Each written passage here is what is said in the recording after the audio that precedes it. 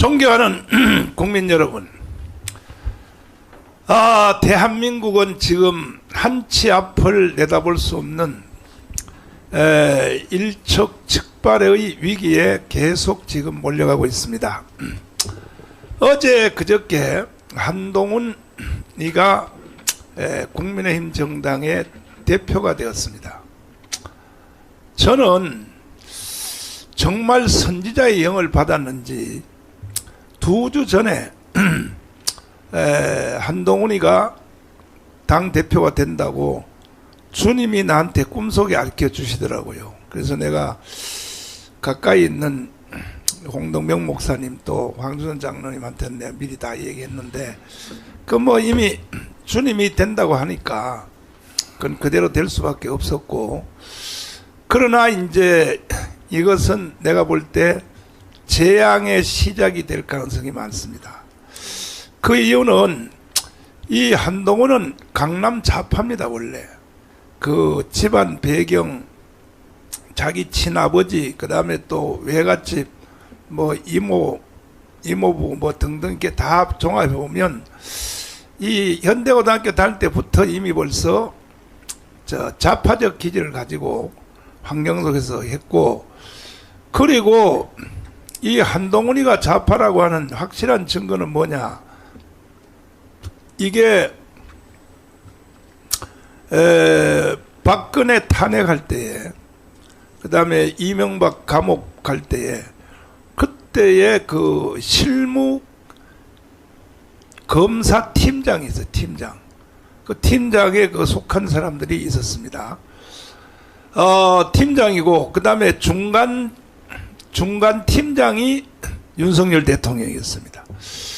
그 다음에 이제 제일 위에가 박영수, 전체가 총팀장이죠. 이 사람들이 박근혜, 이명박을 깜빵 보내고 대법원장 양승태를 깜빵 보낸 것입니다. 감옥을 보냈습니다. 이 팀들이. 근데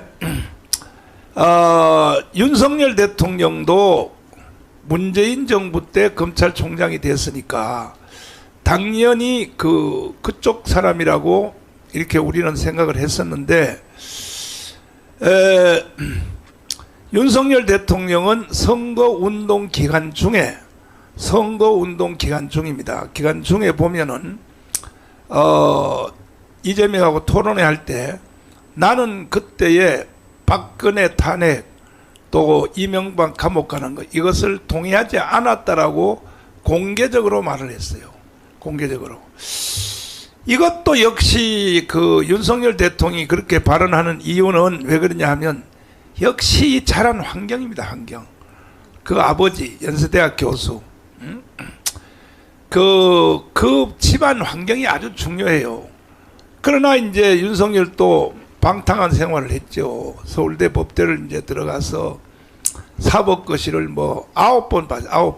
9번 봤는데, 그리고 술을 좋아하고 어울리기 좋아하고 친구 좋아하고, 그러니까 사법고시 합격이 되겠어요? 서울대 법대 나와도? 그러니까 그러다 보니까 결국은 사법고시를 9번 만에 합격을 했는데, 그러나 그것이 전화위복이 될 가능성이 많아요.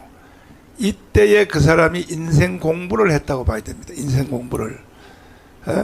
술 좋아하고 이거 좋아해요. 근데 그래서 이것도 또 제가 윤석열 대통령을 광화문에서 처음 이제 뽑아 올릴 때, 그때도 내가 또 꿈을 꿨어요. 윤석열 정부에서 검찰총장하는 윤석열을, 문재인 정부에서 검찰총장하는 윤석열을 대통령을 세우라, 이렇게 내가 꿈을 꿨다가요. 그래서 내가 광화문에서 뽑아 올리기 시작했습니다. 윤석열 검찰총장님 해서 이제 대통령 만들기 운동에 들어갔는데 그대로 또 다 됐어요. 그 다음에 또 김기현 대표는 당대표란 말 나오기도 전에 주일날 저녁에 기도하다가 잠을 자는데 꿈속에 김기현이가 당대표가 된다는 거야. 그래서 새벽 2시인데 그때가 아침 6시까지 내가 기다렸다가 아침 10시에 김기현 장로님한테 전화했어요. 축하합니다.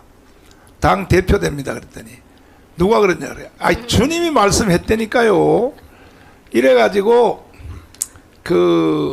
이게 결국은 이제 당 대표가 됐습니다. 됐는데 이게 보니까 정치인들이 참 하나님이 당 대표 내지는 대통령이 내지는 이런 것을 맡겨줘도 그걸 자기의 그 맡겨준 기회를 이걸 하나님의 뜻대로 잘 선용을 못해. 그러니까 다 실패하는 거야. 하나님이 기회를 주는데도 실패하는 거예요. 실패하는 이유는요, 정가운 목사 말을 안 들으면 실패해요. 정가운 목사 말을 안 들으면. 그래서 대한민국은 이승만 대통령이 세웠고 박정희가 일으킨 나라입니다. 딱 두 가지입니다. 근데 이제 윤석열 대통령에게 조금 희망을 두는 것은 윤석열 대통령은 대통령이 된 뒤에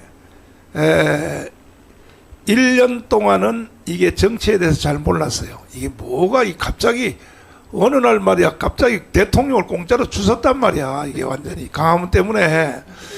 그러니까 이게 안 되니까 이제 옆에 사람 뭐 장제원, 권성동, 김기현 뭐 이 사람들한테 다 맡겨놨어. 맡겨놨는데 한 몇 달 지나고 보니까 이게 다 안 되거든. 이 사람들은 원래 실패한 팀들입니다. 그 사람들은 원래 어디 사람이냐면 이명박의 사람이고 이명박 위에 이상덕 장로님의 사람들입니다. 이 사람들이 그 팀들이. 그거 보세요. 실패한 팀들을 데리고 다 임명을 하니까 되겠습니까? 결국은 안 되죠. 그래서 선관위를 선관위 아니라 그 인수위원회 대통령이 된 뒤에 인수위원회가 이제 대한민국을 끌어가는 구도를 만드는 건데 그 사람들이 이제 실권자 했죠. 장제원, 뭐 권성동, 그 다음에 또 뭐 김기현 이 사람들이 실무자 했는데 결국 이제 안 되잖아요. 안 되니까 이제 이거 안 되겠다. 다 때려치워. 다 잘랐어요. 다 잘라고 윤석열 대통령이 내가 직접 해야겠다. 직접 하는데 외교 일은 다 잘 돼요. 일본과의 관계, 한미동맹, 그 다음에 두바이 가서 125조 가져오는 거 이거 다 잘하는데 국내 정치는요. 이거는 잘 안 보인단 말이야. 그러니까 지난 2년 동안에 국내 정치는 실패한 거예요. 실패했는데 앞으로 남은 3년 동안도 내가 볼 때 더 잘할 것으로 보이지 않습니다. 그래서 어제 사실은 그 용산의 뜻은 그 윤석열 대통령님을 비롯하여 용산의 뜻은 원희룡이가 되기를 원했어요. 원희룡이가 되기를 원했는데 원희룡 장관은 너무 그야말로 시간이 짧았어요. 갑자기 뭐 용산에서 당 대표라고 하니까 시간이 어디 있나요?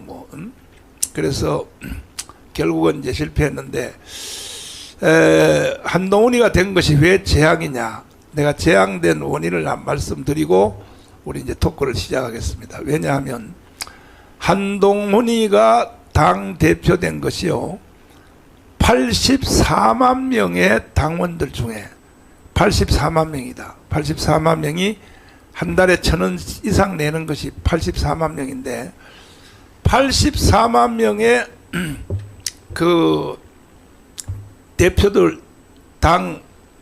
진성당원 책임당원 중에서 한동훈이가 지지받은 사람이 몇 표냐 하면은 30만 표. 그러면 대한민국 전체 우파 세력 중에 30만 명의 지지를 받아서 자기 당에 대해서도 84만 중에서도 30만입니다. 그러면 자유우파 전체 중에 자유우파 전체 중에 30만을 가지고 당을 끌어갈 수 있습니까? 이거는 한동훈이가 안 돼도 어차피 국민의힘 정당은 망해요. 망할 수밖에 없는 게 왜냐? 건국 후에 76년 동안에 세상의 좌파들은요, 당이 엄청 커져가지고요, 막 200만, 300만 가요, 지금. 그런데 어떻게 이 대한민국을 이끌어가는 주력 정당인 우파 정당이 84만 명밖에 안 돼, 84만 명밖에. 그 중에도 또 한동훈이가 지지를 받은 사람은 30만 밖에 안 돼요. 이래서 대한민국을 끌어갈 수 있습니까? 이러니까 재앙이 일어난 거야. 뭐가? 192석 사기 선거가 일어난 겁니다.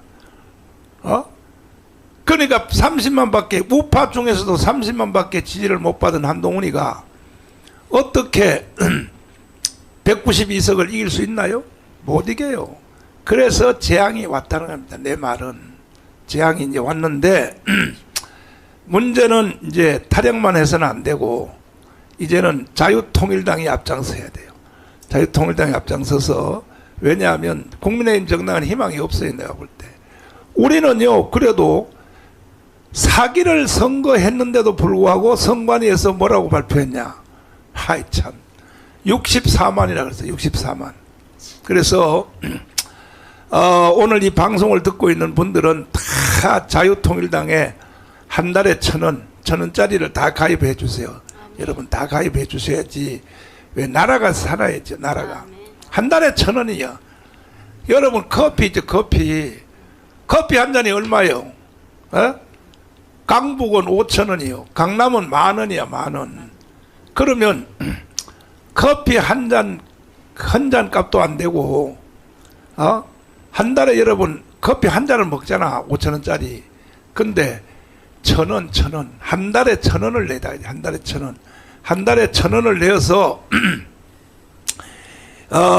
우리가 1,000만 명이 한 달에 1,000원씩 내면요, 이 대한민국 자유통일 됩니다. 아멘. 여러분 다 그렇게 가입해 주시기